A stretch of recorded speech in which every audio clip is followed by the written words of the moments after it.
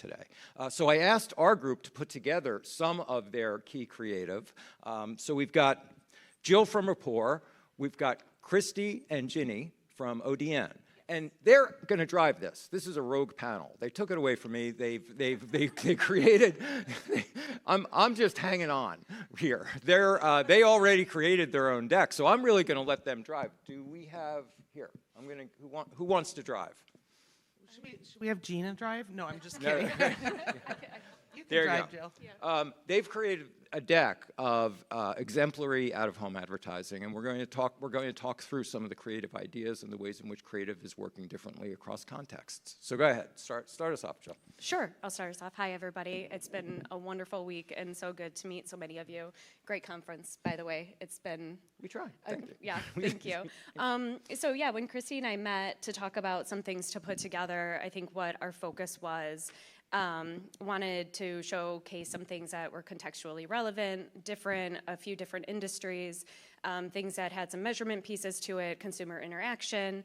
So I know the things that I had put together were just, things that I felt hit all of those particular touch points, and, things that might seem more traditional in the out-of-home space, how those were amplified using the right location and the right creative. So that's some background of the... And broadly, they're also not just using their own stuff. Some of it is their own stuff, but they're also looking to just good examples out there. Yep. Hi, I'm Kristy. Good to see you all again. And I echo what you just said. What an amazing week. This is my third MediaPost event, and each one gets better and better and better. I don't know how y'all just keep topping them, but just how lovely everybody is and the new friends I've met is just outstanding. So just a shout out to you guys. Thank you. Amen, right, guys? Like how cool. It's the team that does it. I'm the empty suit. Well, it's just, it's fun, it's interactive, it's not just sitting in a room all day.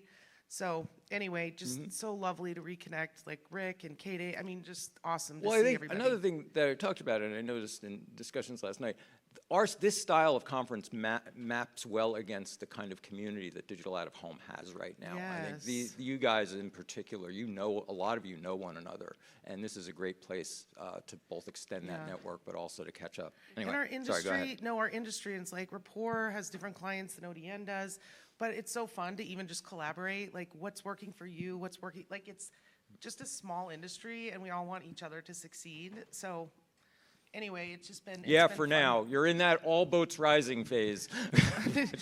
And then Ginny, why don't you introduce yourself? Yeah, hi, I'm Ginny Deichler. I'm with ODN. Last night it was so fun to come back from the dinner and sit out around the campfire. I guess I would call it that, but it felt like that. It was like, just a family. So thanks everybody for just such a great week. So cheers to MediaPost. Yes. And even got to see my buddy Hal, too. Just so good. Anyway. Our egos are sufficiently full. Okay, Let's go into the creative. Okay, so when we got instructions, Steve's like, hey, so obviously it's about placement and where are you going, but it's also what are you doing? And I think 3 rules of thumb that I would share with you guys is something around having a humorous message, not taking it quite so seriously that people will really understand and relate to, contextual as well, and then like entry into a market. So if you have a new product, a new brick and mortar location going up. So it's like those 3 things are really what we focus on when we're planning and buying. And I know we did spend a few minutes, again, it's, is the Jack in the Box logo big enough? Is the Wendy's burger, no, Wendy's hair cannot be pink. Like, there's something around just making sure you're relevant and staying within parameters. But anyway, we're gonna jump in and you can hit the first slide. And we're just gonna go around the country and show you different inventory. There is some traditional out of home in here as well. But thought it'd be fun to share just what is all possible. So Ginny, this is one of your clients, so do you want to talk to it? This happens to be for Burlington Coat Factory. They've got a store on the Strip in Vegas, so really trying to have a message that is contextual with, what happens in Vegas, keep the party going, stop in and, get that the dress that you just spilled the wine on, that kind of thing. And we also had brand ambassadors out every weekend for 12 weeks, passing out coupons to help drive traffic as well. So they really saw a lot of lift with this, and yeah, so it's a humorous, they definitely played up on that. Like luggage checked out and the competitors in the area too, Yeah, right? they happen to have a location that's a tough spot for them, in that there literally is a Ross right next door and a Target 2 doors down. So this was, a great impactful way to help them just have more placement there. So right place, right message type of thing. Go ahead, Great. the next one. So this is Colorado Lottery. They had never done any digital advertising in their mix. They typically would just have perm boards with sunshine boxes on it. And the population has really changed in Colorado, so we were missing areas. So we added digital bulletins into the mix, and when the jackpots hit, I think it's 350,000 or more, or 350 million, I mean, we changed the message to just which Powerball or Mega Million, which one, to really highlight that only on the boards. They also are mixing in seasonal scratch games as well. So it's been a really fun to see them, using digital the way it should be with, the changing message, so. And I would, just to that point, it's really interesting. So they had bought in the same 27 perm boards for like 17 years and just kept renewing them. And in Colorado, that's where we live, the population has shifted. Like Colorado Springs to Denver is now like one city. And so there's not necessarily traditional billboards even in the farm country of which now the population lives. So the medium in finding these digital out-of-home units, quite honestly, they didn't even know they existed. So again, being able to change up between Powerball and the scratchers, again, a huge, just awesome what this medium can do throughout, any given day. We don't have, unfortunately, a picture, but they also used Volta, which was really fun, with kind of the conservation message, since the proceeds for Colorado Lottery goes to, to conservation. So it was a perfect contextual placement there. We loved that one, but I don't think we have a picture of it. All right, next up. I'll run into Amazon here. So Amazon challenged us just this past holiday season for a ring campaign. It ran November, December. Obviously, we were trying to target holiday shoppers. We took more of a hybrid approach. I'm kind of a fan of this, like a nice mix of programmatic digital out of home as well as buying some direct spectacular placements. We had some airport as well, obviously trying to reach those holiday travelers. We know where that audience is going to be. When we layered in the programmatic, we made sure, of course, to look at that shopper audience as well as more of a geographic approach. We did, particular distance around retailers. I believe we targeted Best Buy, Target, Walmart. So it was making sure that we took advantage of what you can do from a programmatic side of things, as well as, again, being in airports as well, and stuck to digital. There's 3 different creative messages. We did Black Friday, an evergreen, and then a holiday promo. There's been a lot of conversation around QR codes this last couple of days. I've really enjoyed it. It feels like everybody's on a different side of it. Everyone's very passionate about it. So I'll just say we use QR codes on this particular campaign. We did do it, as I would recommend, only on formats where obviously it's within reach. It made sense, so it was only used on the I believe the street level formats, the street furniture, not the big spectacular you see here, of course, not in the airports, unless it was, consumer level. And along with this, we ran a Foursquare study as well. So it's always nice to get those results. Unfortunately, we didn't have the QR results ready, but I know the Foursquare showed a lift in consideration. It showed a lift in brand favorability. And I think it just shows, again, we hit a few of those different touch points. We knew we wanted to reach the holiday shoppers, so we used the audience data that way. We knew we wanted to be near retailers where somebody was, holiday shopping, you're already out, you're near the stores, so we layered in that geographical level detail and that programmatic buy, and then made sure, of course, the direct buy had those more very specific placements in the airports and the large format. Did you have, since you were layering programmatic into it, did you have any opportunity to do any optimizations on location, frequency, on creative? No, they didn't, No? Okay. no. So it was the creative was set and forget. And Well, they had the 3, so they Yeah, rotated, okay. but that was determined ahead of time that they wanted to do the Black Friday, and then we just stuck to like an evergreen. There wasn't, Right. a particular hit for, to do in between Thanksgiving and Christmas. And then there was the holiday promo closer to Christmas time. And the QR code took them directly to the ring.com website. Yeah, Hey, I know that airport. Yeah. Looks like Denver. it's a nice one. Awesome. Oh, okay, yeah, this one is another campaign that we are working with C4 Energy Drink. I don't know if you guys are familiar with that brand. It's basically a nutritious Red Bull. And There is a nutritious Red Bull, Jenny. right. There's they an are, oxymoron. Yeah. you would? There's an oxymoron Right. for you.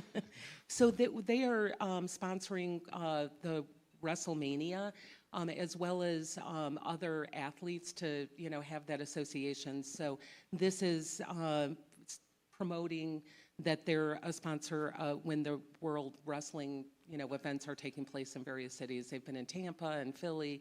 They've also just recently become the official drink of the Boston Celtics. So we had a campaign that just went live 2 weeks ago. I wish we had pictures of that because that's also some really cool digital station domination takeovers in Boston. So, yeah. And a shout out Oh. to, yes, our Sazerac Griselda. client. Griselda's in the room. And what if we could put a digital screen and go up introducing a brand new brand? And this one's just fun because it's now in the 305. It's like a play on now we're in the local area. But just fun. I mean, this thing is massive and it's crazy, all the different avenues in which there's digital screens now. So thought it'd just be fun to share this one, and we're now in Miami. Well, and it's a callback to an ancient form of advertising, the flyover. It is, yeah. Yep. This is a Netflix campaign we ran for Squid Game: The Challenge. Hopefully there's some Squid Game fans out there of the original show on Netflix from this past year. This was a fun thing that we did with them. I think what I like about this campaign the most, and I'll talk more about it, is when we talk about contextual relevancy, there's a lot of different ways you can do that. You can do it from a geographic standpoint, being in the market, like you just showed the area code.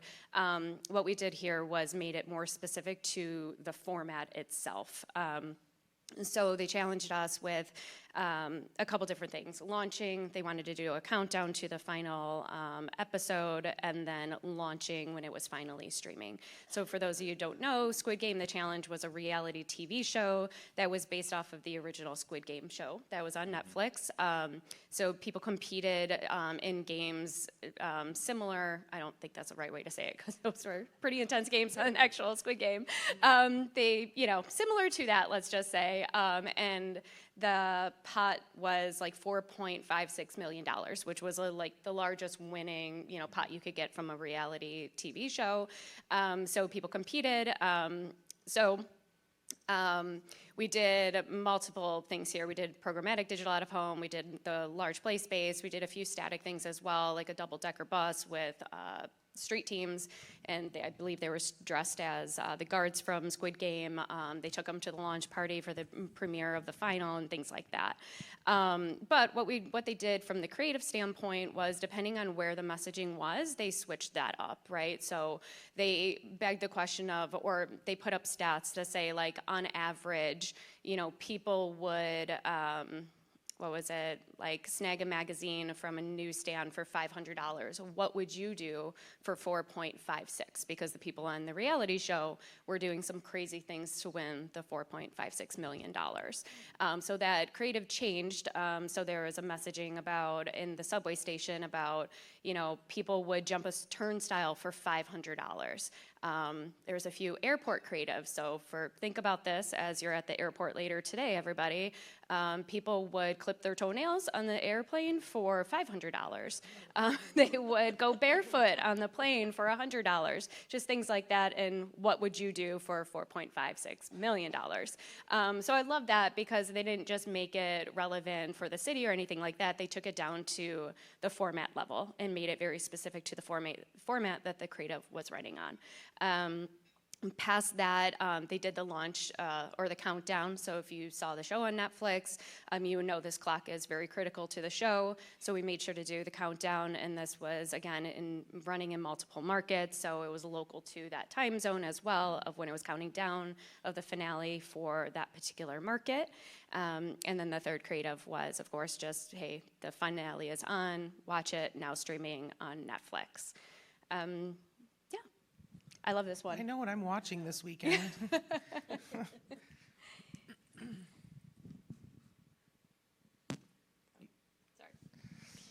So I thought this would just be fun to share with you guys. And it was the Burma Shave example that you gave us on Monday, but we do a lot of like sequential, so sharing one message and then another message. And so that's what is going on there in the upper left-hand corner. Competitive conquesting, we do a ton of that with our brand. So obviously you can see we're putting the Panera Unlimited Coffee subscription for $7.99 right above Starbucks. Starbucks loved it. Can you imagine? And then lower temps. So this is really cool. We're actually the proud owners of fog machines. And yes, we do have fire departments and fire marshals involved in this and making sure cities are aware, but this one is fun. You're getting warm and, you know, we can start the steam when a temperature does go below 50, 45 degrees, just depending on the market. This next one, skip exit 4, order delivery. So you don't even need to go through the exit. There's actually not even a Panera there. But just go ahead and order it online.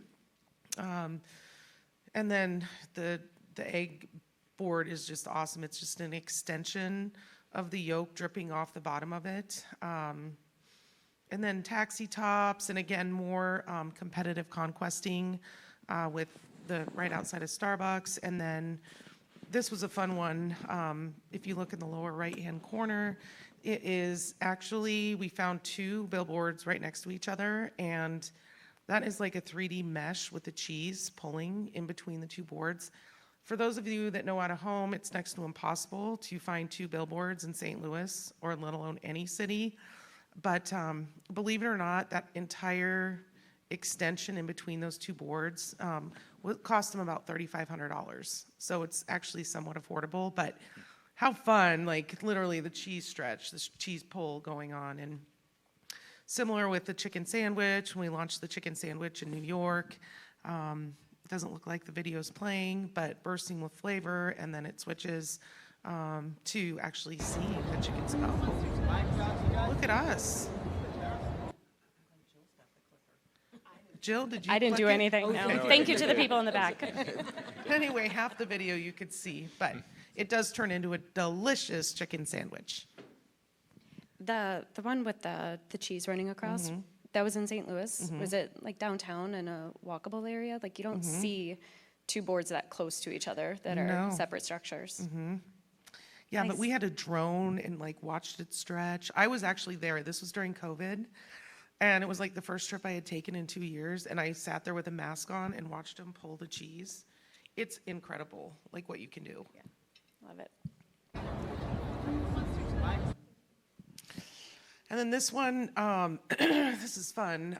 So this is a wall, and we only use fresh cracked eggs on our sandwiches, unlike our McBuddy over there. This was directly outside the CEO's window at McDonald's, just another small brand. And this was right when we were launching breakfast with Wendy's, but they tried. McDonald's like, get that down. Like literally the guy stared at this, you know, from morning until night. So I had to share this with you guys. It's one of my favorite at what we can do in this medium. And you know, with Wendy's, breakfast has been a huge success, and it will continue to be. But I had to share this one with you guys, even though it's static, because it just is. We love doing it. So for sports fans out there, NBA is one of our clients, and this past year they experimented with something new, their in-season tournament. So again, if you're an NBA fan, you might have been aware of this. For the first time, they tried something a little bit different. There's a slow period of the NBA season, right in the middle. So they wanted to kind of just draw a little bit more excitement and engagement from their fans and keep them a little bit more hooked on the season before the playoffs started. So the tournament, very reminiscent of what's happening with March Madness. They do it in Euro football as well, where they bracket things up and do an in-season tournament. So they bracketed all the NBA teams to play against each other during this particular time. So we used a lot of different out-of-home placements here as well. This one also included that hybrid of programmatic digital out-of-home as also large format and some larger executions and experiential. The creative was tailored to each individual market as well. So if you were in Boston, it was going to showcase when the Celtics were playing that particular night. The next day or later that night, it would switch to also showing, you know, what the outcome of that particular game was. Same thing would happen in Milwaukee for the Bucks. You could see we also had some Twitter feeds going on with it as well. I think I have a different slide. So we did run I know LiveRamp did a study. There was a 18% uptick in tune-in viewership. Our M4 study also showed results of tune-in intent, brand favorability. So the dynamic, and actually we executed a lot of dynamic creative as well. You saw it on the last screen, some movement with it, and again, the countdown of when the games were played in each individual market. We also had quite a few static placements as well. So I just think like it's important to acknowledge like digital out of home obviously has its place. I also think it's important to, you know, mix in maybe more some evergreen things to really hammer in the brand. You know, we use some of the more of the programmatic to focus on like reach in a particular market, but we layered that in with large format and some of the storefronts that had some interactive pieces to it. So again, like depending on what the particular brand objectives are, here we're trying to just garner excitement and just straight up awareness because it's the first time that the NBA has done something like this. And it was the final of this tournament was the most watched regular season game outside of Christmas Day. So again, if you're a fan, you realize like the Christmas Day games are pretty big outside of like playoffs. It's now what you do on Christmas Day. It's like watching football on Thanksgiving, you watch basketball on Christmas. But this was the most watched game outside of that. So I think it's pretty successful for the NBA. I, as a fan, hope that they bring it back next year. Gives a little bit more excitement midway through. We're going to have to start wrapping this in a second, but I wanted to sort of highlight these two pieces, both the NBA and the Netflix piece, because of the kind of currency of it and the dynamism of it and the idea that this is sort of setting consumer expectations for what these screens can do, that they need to be current, that we can't get away with the outdated billboard that's been up there for 50 years, which was one of the hallmarks of outdoor for many years. But now we're setting expectations for eyeballs, that this stuff should be current. In the same way that online we set expectations for personalization, that we know when a marketer's being lazy. And there's a certain expectation, and this is going to tie into, I think, something that Rick and I are going to talk about, certain expectation for how these public spaces can and should be used, and that to some degree they need to be newsy, they need to be current. And I'm wondering as we do this, and you as creators are starting to think about the sets of expectations these boards set for people out in the world, and that you can't get away with stale anymore. No, I mean, that's a really good point. I think people's expectations, especially when they see a digital, is like information. Right. Like, what is this doing for me? What am I getting out of this? And there's plenty of place, you know, for still that really strong brand message and a static placement. And when you're just still trying to build a brand and awareness, static still has its home. It's out of home's bread and butter. But I think you're right. And when we see that brands using it to this extent and making it contextual, whether it's keywords to that market, to that event, or to that, like in Squid Game, the specific placement of the media, you're like, oh, I get it. Like that Right. is possible and not Right. like, and maybe you're looking forward to the change the next day or the next week when you go through the subway station. Exactly, and we So- have a sense of I've talked about this before, we have a sense of location awareness and location memory. Some of us were in the Philly area, we were raised with billboards about this jewelry company that uses I hate Steven Singer. We had an expectation, we always saw that billboard for years and years, and we also know that certain billboards are owned by certain companies. And we now have the opportunity to use that space for actual storytelling, to use that awareness for iterative messaging. Do we have a couple more? I do want to open it up for questions if we have questions. No, that was it. That was it? Thank you for all that. But I think it raises a whole, yeah. Hang on. Wait. Right over here.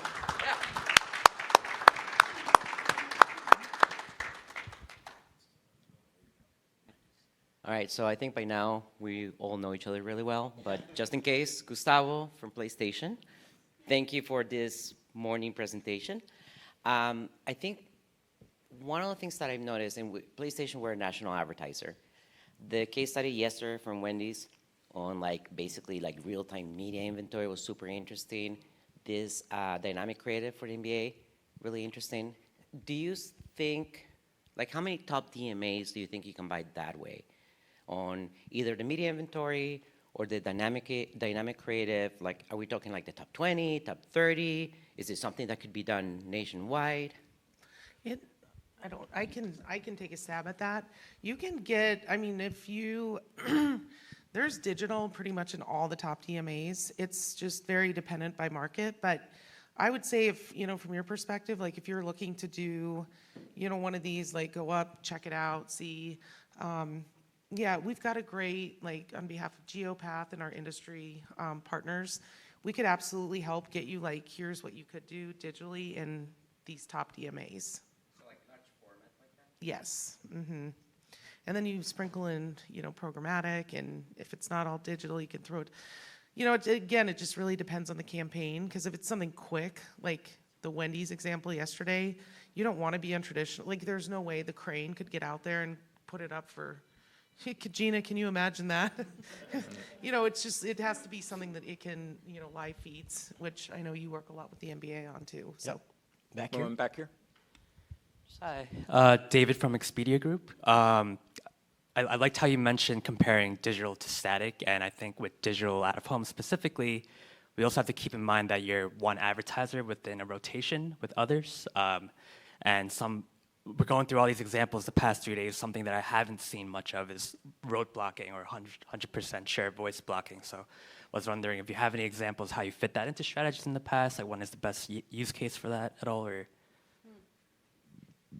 It's a good question. I don't think any of the NBA or Netflix had that. It is a challenge with clients. Road blocking is incredibly expensive, and even for a short time. So I think it kind of depends. To me, or my recommendation to clients would be more a very quick hit and specific event, maybe to that day. With NBA was over a long period of time that they were playing that tournament. That would, so it's if we're going to do something like that, maybe it's just on that day of the final game, or if they did it for Squid Game, it would have been just the actual day things were streaming, just because, you're building up to it. That would just be my personal opinion and my recommendation of when it's a good time to implement that type of strategy. And what kind of visibility do you have in the competitive set that you're in within, and especially when you're cycling into and what the rotation looks like? Do you have any visibility into what the whole cycle is going to be like as you're cycling into to changing creative? Do you mean who are the other advertisers? Right, exactly. Typically not. Right. We get creative separation, so we Yeah. know that that's going to happen. But typically don't know. We can ask the question and we might get it, but not too far Yeah. ahead of time. Okay. Yeah. Oh, one more back here, Steve. Mark. You couldn't help yourself. I know it. Let us know who you are still anyway. Okay. Gina Sisk from Mana. Hi. Quick question. How many boats are available and do they travel? Boats. The boats that you had Sazerac on. There's, I mean, there's quite a few now. It just depends. Like that was Miami. There's boats all over the place. And they can go, again, distance. You can, it's all bought by days, hours. Do you want to be out during peak times? But yes, there's so many options all over the place with the boats. Ladies, thanks so much. I really appreciate it. Welcome. Thank you.